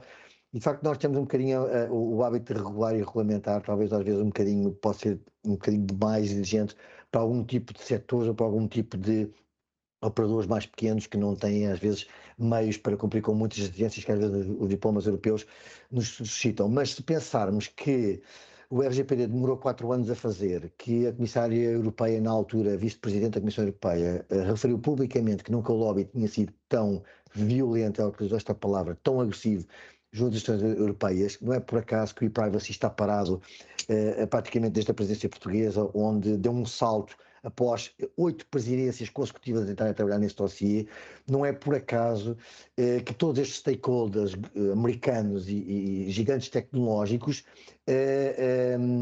têm uma campanha orquestrada de pressão junto às instituições europeias a nível nacional para que estes temas tenham esta carga negativa. Temos que olhar para estes temas como questões de competitividade. Uma empresa tecnológica não europeia que se está a alimentar de dados que estão dentro da União Europeia ou de tecnologias dentro da União Europeia tem que cumprir as mesmas regras dos que cá estão. E é isso que se trata. Eu não me importo, não tenho problemas nenhums de competir com os meus colegas dentro da União Europeia desde que eles cumpram as mesmas regras. Agora, o que eu não posso é competir com mercados asiáticos, americanos ou onde estiverem orientais em que não tem segurança social, não há regras relativamente aos trabalhadores, à proteção da maternidade, enfim, há muitas regras que transformam uma empresa competitiva numa empresa menos competitiva, porque a concorrência no fundo é desleal e no fundo é isto que é preciso que temos de ter presente e portanto embarcar nesta conversa de que nós estamos overregulated é um discurso um bocado perigoso e portanto eu não estou a dizer que todas as leis e toda esta regulamentação são maravilhas, tem os seus desafios, mas eu prefiro ter estar num espaço único. Reparem, o mercado único digital hoje em dia é um mercado de um valor astronómico. Você estava a dizer que os dados mais críticos todos são os da saúde, é verdade, mas vender um dado de um cartão de crédito na internet, na dark web, é muito mais enfim, compensador do que propriamente estar a vender dados de saúde onde quer que seja. E, inclusivamente, um dos grandes desafios da CIBS, que tem estado na linha da frente da inovação, precisamente juntando proteção de dados por by design e segurança por by design, é precisamente as questões da identidade digital.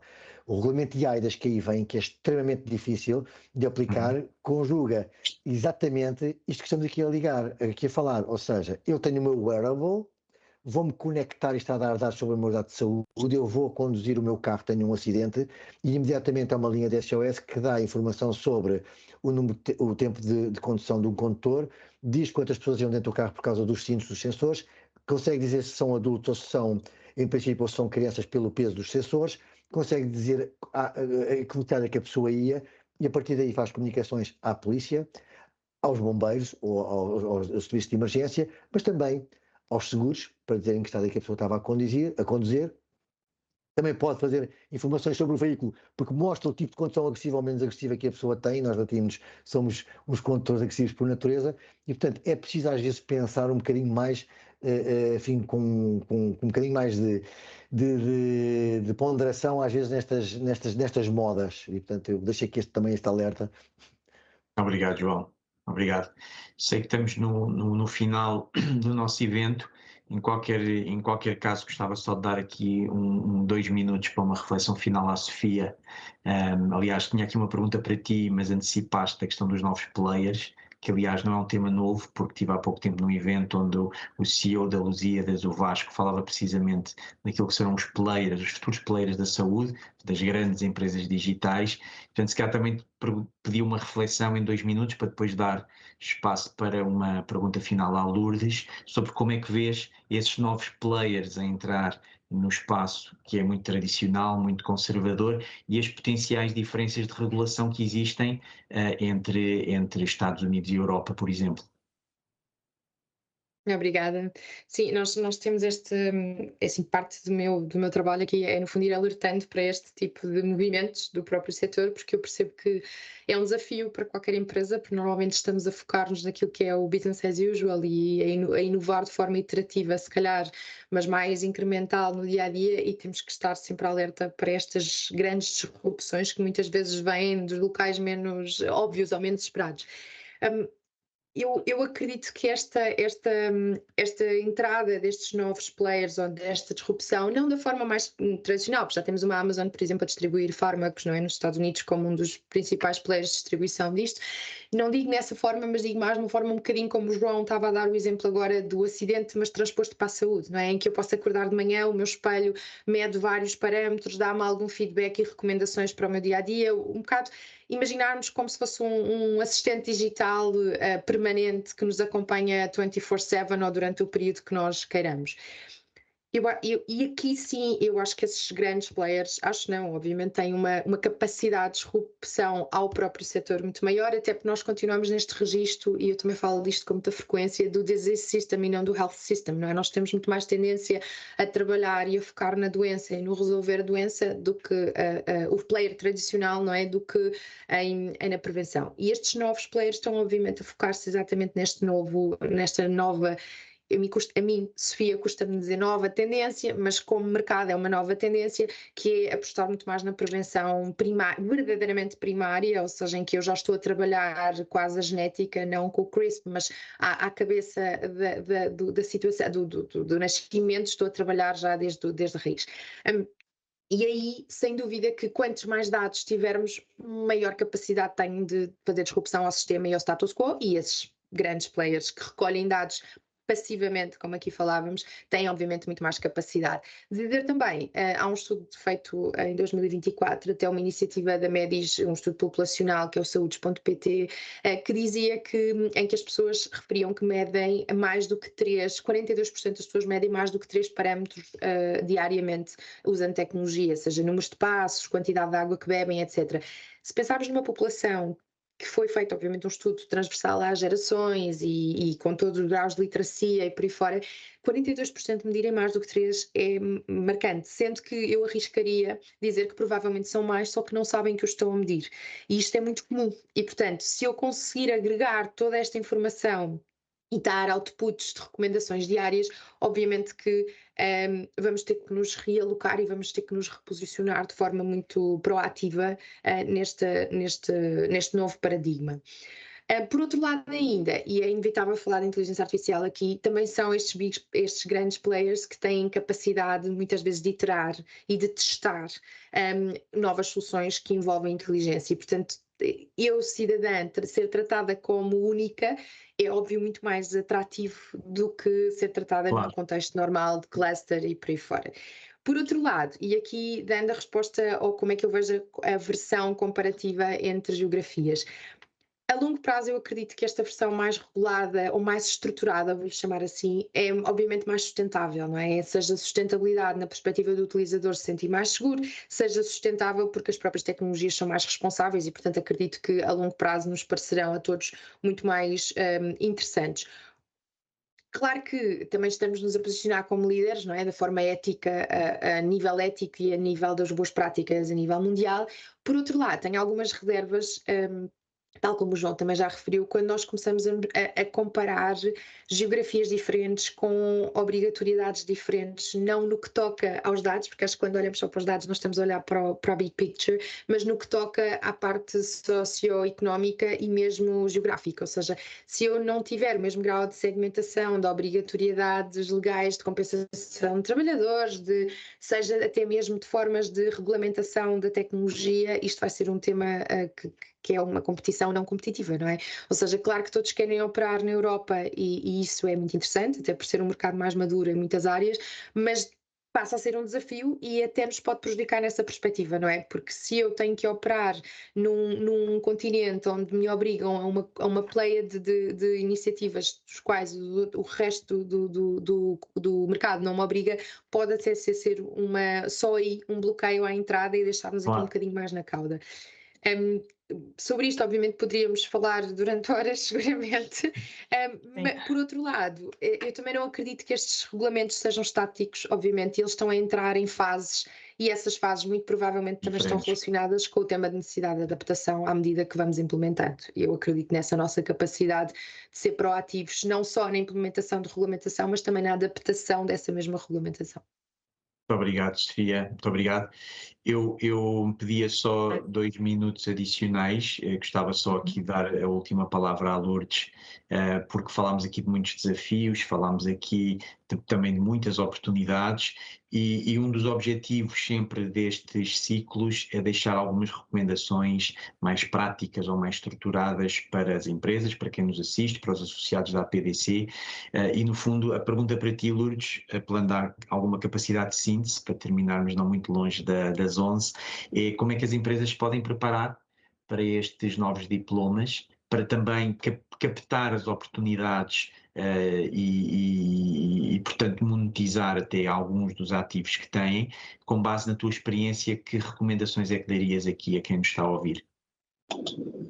Obrigada, Tiago. Bem, vou tentar ir ao encontro do teu pedido e da capacidade de síntese que precisamos neste momento. Enfim, da minha experiência em projetos de dados, e aqui dados no sentido lato e transversal, eu diria que as organizações, enfim, públicas e privadas, devem começar por fazer uma análise de escopo, ou seja, aqui de uma perspectiva mais jurídica, compreender em que medida é que estes novos diplomas se aplicam à sua atividade e à realidade dos seus dados, mas também dos seus produtos e dos seus serviços. E, portanto, depois desta análise de escopo, vai ser necessário fazer uma análise do impacto para perceber que novas regras é que se aplicam à organização e que vão determinar as adaptações a introduzir nas práticas dessa mesma organização. Enfim, e uma delas vai ser ao nível mais macro, a criação ou a revisão das políticas internas e, em particular, aqui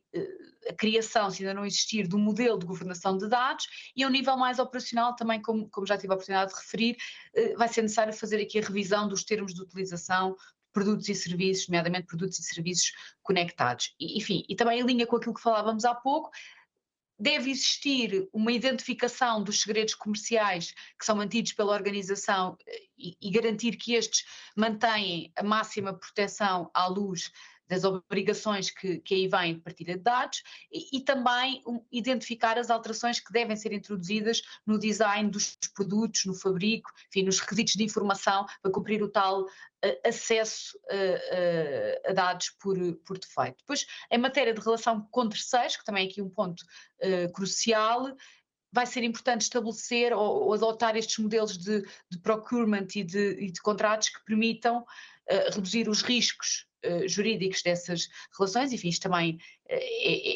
tem sido um tópico da regulação europeia. E, por último, enfim, aqui, entre muitos outros aspectos que podíamos falar, e aqui numa lógica de aproveitar este novo quadro legal e regulatório, de aproveitar estas oportunidades que ele pode trazer para as organizações, é fundamental na estratégia que venha a ser adotada determinar também quais os dados de terceiros que podem ser utilizados para desenvolver ou melhorar os seus próprios produtos e serviços, porque no fundo é um quadro legal que não visa só criar obrigações de partilha, mas também temos aqui o outro lado, que é o de poderem aqui as várias entidades do setor público e privado também ter acesso a um conjunto de dados que até ao momento não podiam ter. E, portanto, eu diria, sim, em termos muito resumidos, que Muito o caminho obrigado, devia ser por aí. Obrigado pela capacidade de síntese. Sandra, resta-me agradecer, no nome da VDA, em especial, naturalmente, à Sara, à Sofia e ao João, que se disponibilizaram para partilhar connosco estas vossas reflexões. Agradecer também a quem nos acompanhou lá em casa e a quem colocou as perguntas. Vamos continuar neste caminho de discussão de temas relevantes para o setor digital, provavelmente ainda este ano, e já estamos a preparar 2025. Portanto, muito obrigado, Sandra. As palavras finais são tuas. Muito obrigada, Tiago, e a todos. Reitero também que faço os teus agradecimentos, os meus. Dizer só que já partilhei aqui também o questionário de feedback, se puderem preencher, muito agradecia, bem como o histórico de outras sessões desta iniciativa que temos feito em conjunto, e esperemos poder encontrar-vos ainda mais uma vez este ano. Em breve publicaremos, não é? Teremos notícias, não é, Tiago? E Sim. obrigada a todos. O resto de uma boa semana. Muito obrigado, bom dia. Obrigada. Bom dia. Obrigado. Obrigado, foi um Obrigada, bom prazer. dia. Um bom dia. Obrigado. Obrigada a todos. Bom dia.